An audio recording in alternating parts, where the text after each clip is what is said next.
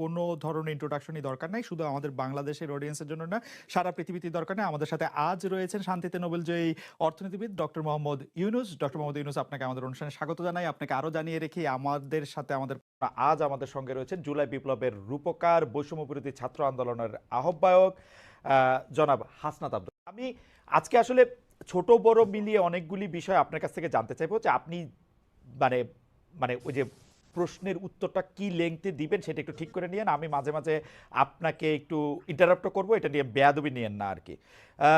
ঘটনা হচ্ছে যে বৈষম্য বিরোধী ছাত্র আন্দোলনের আপনি আহ্বায়ক। তো আমরা জানি যে 158 জন সমন্বয়ক ছিলেন, আরও অনেকেই ছাত্র আন্দোলনে অংশ নিয়েছেন, কিন্তু আপনি যে এটার আহ্বায়ক হলেন, এটা কি কোনো নির্বাচনের মধ্য দিয়ে? আচ্ছা খালেদ ভাই, এই প্রসঙ্গে যাওয়ার আগে আপনার প্রোগ্রামের নাম তো হচ্ছে খালেদ মহিউদ্দিন জানতে চায়। না আমরা আজকে আপনার কাছে একটা জিনিস না জানতে চাই। না না আপনি তো টক না শো। জনাব আব্দুল্লাহ, আমি আমার আজকে একটু প্রোগ্রামের প্রশ্ন নাম দিয়ে শুরু ঠিকানায় করতে খালেদ চাই। মহিউদ্দিন। আমার হ্যাঁ, প্রোগ্রামের মানে নাম ঠিকানায় ঠিকানায় খালেদ মহিউদ্দিন। ঠিকানায় খালেদ মহিউদ্দিন, রাইট। মানে অর্থাৎ আমরা আপনাকে চিনি খালেদ মহিউদ্দিন জানতে চাই, ওই টাইটেল থেকেই হচ্ছে আপনি একটা আমাদের কাছে একটা অবস্থান তৈরি হয়েছে। তো সেই জায়গা থেকে আমরা আজকে আপনার কাছে একটা জিনিস জানতে চাই। মানে শুরুটাই করছে, আপনি তো টক শো করছেন অনেক বছর ধরে। তো আজকে আমি আপনাকে প্রশ্ন করি। জি বলেন। মানে যে প্রশ্নটা হচ্ছে যে ভাই, ফ্যাক্ট এবং অ্যাজাম্পশন হেজিং এই বিষয়গুলো কি এক কিনা? মানে একটা অ্যাজাম্পশন করলাম, হাইপোথিসিসের ভিত্তিতে এটাকে ফ্যাক্ট হিসাবে কি চালানো যায় কিনা?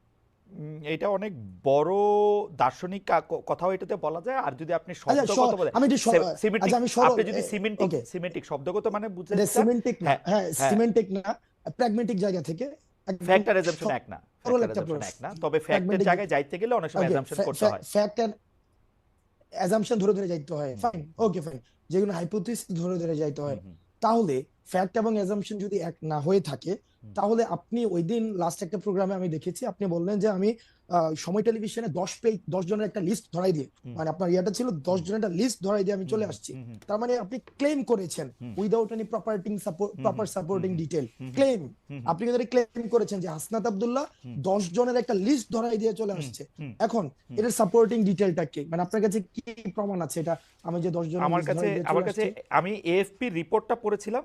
সেখানে আপনি 10 জনের কথা বা 5 জনের কথা বা 8 জনের কথা বা হয়তো 10 জনের কথাই আমার এখন মানে এএফপি রিপোর্টের মধ্যে বলা হয়েছিল যে হাসনাত আব্দুল্লাহ গিয়ে সময় টেলিভিশনের 10 জন সাংবাদিককে চাকরিচ্যুতি করার কথা বলেছেন।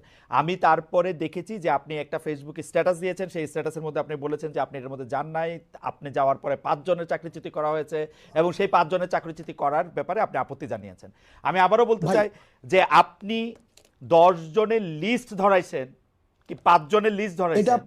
হ্যাঁ, 5 জনের আপনি লিস্ট এটা ধরেছেন, সেটা আপনি সেটা আমি আমি বলি। আপনি ওই জায়গা থেকে হুম খালেদ ভাই বক্তব্যটা ভাবে আসে নাই। আপনার জায়গা থেকে যেভাবে আসছে হুম সেটা হচ্ছে এএফপির বরাতে হাসনাত আব্দুল্লাহ গিয়েছে, ব্যাপারটা এমন ছিল না। বরং আপনার জায়গা থেকে আপনি হচ্ছেন পার্সোনালি ক্লেম করেছেন আমি 10 জনের লিস্ট ধরাই দিয়ে চলে আসছি। হুম এই ঘটনা যেহেতু খালেদ মহিউদ্দিন এক মানুষের ওনার কাছ থেকে এই ধরনের বক্তব্য হুম। আসে, যেগুলো হচ্ছে আচ্ছা ঠিক এই আছে, যে আসেন অভ্যুত্থানে যারা আসেন অংশগ্রহণ আসেন। করেছে জন আমাদেরকে ব্যক্তিগতভাবে আহত করি।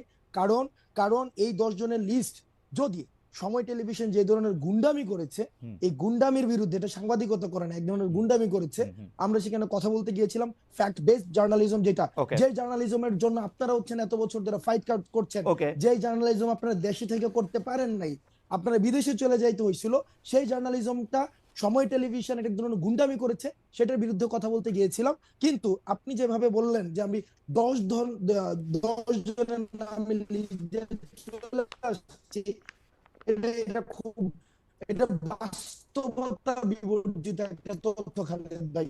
ওকে। এটার কোনো ধরনের এটার কোনো ধরনের বাস্তবতা থেকে আচ্ছা আমাদের আপনাদের জায়গা থেকে আপনি তো অবশ্যই প্রশ্ন করবেন, আমি প্রশ্ন উত্তর নিব, আপনার সবগুলো প্রশ্ন উত্তর দিব।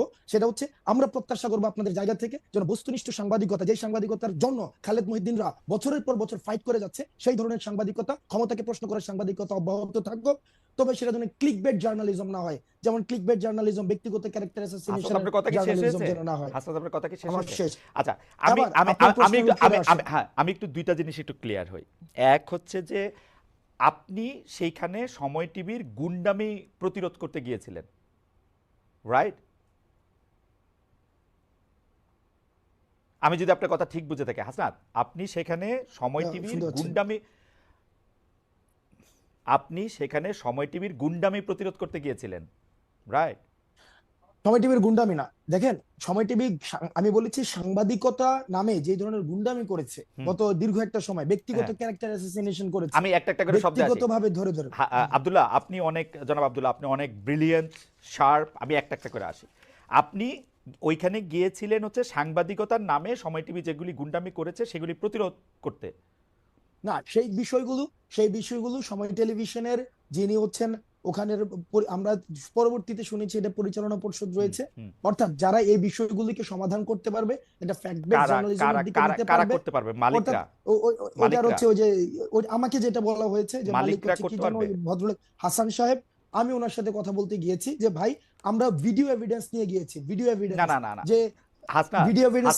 ভাই আমি কিন্তু এটা স্বীকারও করেছি, ভাই আমি এটা স্বীকারও করেছি পরবর্তীতে যে আমি গতকাল আপনার হচ্ছে উচিত কথাও দেখেছি, গতকাল এটা আমি স্বীকারও করেছি যে আপনাদের একটা প্রপার কাউন্সিল রয়েছে, ওই যে জার্নালিস্ট কাউন্সিল, ওইটা হচ্ছে ওখানে রিপোর্ট করতে হয়। তো যেহেতু এই বিষয়টা আমি জানতাম না, আমি কিন্তু অ্যাকনলেজ করেছি যে এই প্রক্রিয়াতে আমার ভুল হয়েছে। আপনি কিন্তু সময় টেলিভিশন যে প্রক্রিয়া অব্যাহত রেখেছে এজেন্ডা ভিত্তিক জার্নালিজম, যে আপনি দেখেন মানে আচ্ছা, আমরা সময় টিভি নিয়ে আর এত কথা বলবো না। আমি শুধু আপনাকে জানতে চাই, সুশীলতা দেখাতে পারবেন না? কি দেখাতে পারবেন? মাস্তানি? এই সুশীলতা দেখাই না, মাস্তানিও আমরা দেখাবো না। সুশীলতার মাস্তানি মাঝখানে কি? 5ই আগস্টের পূর্বে যেটা বাংলাদেশের প্রশ্নে যেটা হওয়া উচিত আমরা সেটাই আমরা দেখাবো। বাংলাদেশের প্রশ্নে যেটা হওয়া উচিত, আমরা বলছি কি ফেসিবাদকে যারা এনাবেল করেছে, ফেসিবাদকে যারা হচ্ছে পুরো সময় ধরে ধরেন জনাব আব্দুল্লাহ, আপনি আমার অনেক প্রিয়, সবচেয়ে প্রিয়দের মধ্যেই একজন, কিন্তু ধরেন আপনার মনে হওয়া আর আমার মনে হওয়া আলাদা, তাহলে কোনটা স্ট্যান্ড করবে? বুঝি নাই ভাই। ধরেন আপনার মনে হওয়া আর আমার মনে হওয়া আলাদা, তাহলে কোনটা স্ট্যান্ড করবে? মনে হওয়া দিয়ে তো হবে না ভাই, ন্যায্যতা তো একটা বিষয় আছে। আচ্ছা, মনে করেন ন্যায্যতার দিক দিয়ে কে এটার ন্যায্য ঘোষণা করবে? হাসান আব্দুল্লাহ নাকি ধরেন অন্য যে কেউ? আপনি তো এখন আমি কইলে এটা একটা কেন? ওকে তাই ওকে ভাই, তাহলে একটা ভোট হোক, তাহলে একটা ভোট, এক্স্যাক্টলি, তাহলে এটা ভোট হলে লোকজন কি বলে সেটা বোঝা ছিল কি ছিল না। হ্যাঁ জি জি, ওকে, হ্যাঁ ঠিক আছে, কি ভোট হবে? কি ভোট হবে? যে সময় টেলিভিশন আমার যাওয়াটা এটা কি ন্যায্য না অন্যায্য? না, কিন্তু আপনি নিজেই তো বলছেন সময় টেলিভিশনে যাওয়া আপনার ঠিক হয় নাই, এখন আপনি ভোট চান আরেকটা। না, সময় টেলিভিশনে আপনি যে পরবর্তীতে কিছু স্ট্যান্ডার্ড দাঁড় করাইছেন, যে হচ্ছে ভাই সময় টেলিভিশনে যে আমার নামে এই 5 জনকে বাদ দিয়ে দিল, 10 জনের একটা লিস্ট ধরাই দিয়ে আসছি, তারপর হচ্ছে ওই 5 জন, এই পুরো প্রক্রিয়াটা আমার ভুল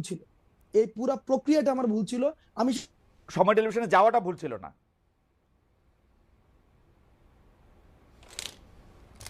যে বিষয়গুলোকে যদি আপনি পুরাটাকে খারিজ করে দেন, ওইটার পক্ষে আমি না ভাই।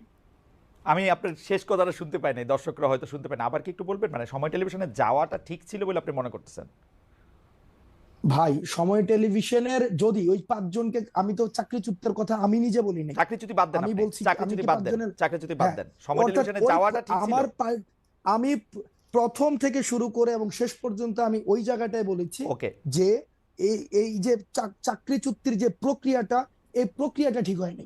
আপনার যাওয়াটা ঠিক ছিল, কিন্তু হ্যাঁ আমার জায়গা থেকে আমি কনসার্ন জানাইতে পারি ভাই, কারণ আমরা ভাই অবশ্যই এটা নিয়ে হাসান সাহেবের সাথে আপনি কথা বলতে পারেন, আমি তো ওপেন চ্যালেঞ্জ দিয়েছি, কথা বলতে পারেন, এবং সেখানে আমি ওপেন চ্যালেঞ্জ দিয়েছি। পরবর্তী চ্যালেঞ্জ দেন না হাসনাত, এত চ্যালেঞ্জ দিলে জানি কেমন লাগে। চ্যালেঞ্জ দেন না ভাই, চ্যালেঞ্জ দেন না, মানে আমরা এই কারণে দেই ভাই, কারণ এই কারণে দিতে পারি ভাই, আপনি জাস্ট চিন্তা করেন, আপনি দুইটা ইমেজ চিন্তা করেন, দুইটা সিনারিও চিন্তা করেন, যে আমরা ধইরা নিচ্ছি, আপনি একটু আগে বলেছেন হাসিনার ইতিহাস অতীত, ধইরা নিচ্ছি for the sake of argument, Hasina আসলো, খালেদ মহিউদ্দিনের কিছু হবে না, কার কি হয়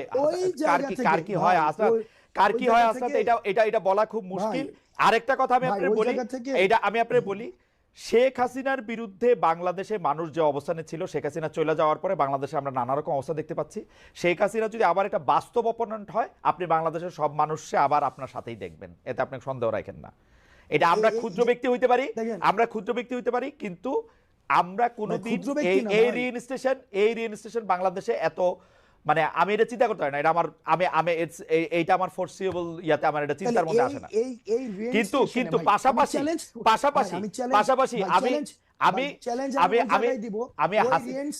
হাসিনা চলে গেছে, যারা ফ্যাসিলিটেট করতে চাইবে, ওই রিইনস্টেশনকে যারা ফ্যাসিলিটেট করতে চাইবে, বা ফেসিলিটেট করার কোনো ধরনের প্রয়াস চালাবে, সেই জায়গায় আমরা চ্যালেঞ্জ জানাবো কিন্তু এবং এটা কিন্তু স্পষ্ট। কিন্তু হাসনাত, আমি হাসিনার মতো এরকম কাউরে চাই না যে সে একই সাথে নেতা, কাজী, প্রধান, ডাক্তার, এরকম সব দায়িত্ব নিজেকে ওই অ্যাসাইনমেন্ট দিবে শেখ হাসিনার মতো করে। আমি দিয়েছি, আমি ওটা তো দিয়েছি, ওটা দিয়েছি, ওটা আমি করেছি কারণ আমি এটা ভালো মনে করেছি।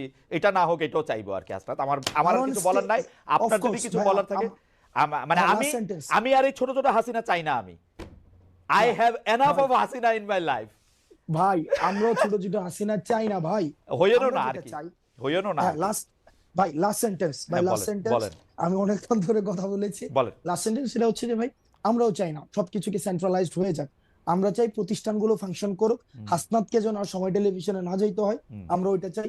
হাসনাত যেন হচ্ছে কোনো একটা ঝামেলা হইলে সেখানে হচ্ছে হাসনাতকে কেন যাইতে হবে ভাই? কারণ ওইখানে ওই যে প্রতিষ্ঠানটা ফাংশন করতেছে না, কারণ প্রতিষ্ঠানগুলো কেমন ভাবে করে দিয়ে গেছে যেখানে কোনো প্রতিষ্ঠানই ফাংশন করতেছে না। আমরা খুব করে চাই যে প্রতিষ্ঠানগুলো এনাবল হোক, একটা স্টেট একটা বিল্ডিং হোক, একটা ন্যাশন একটা বিল্ডিং হোক ভাই, যেন আর কোনো খালেদ মহিউদ্দিন দেশ ছেড়ে চলে না যেতে হয়। আর খালেদ মহিউদ্দিন যেন দেশে বসেই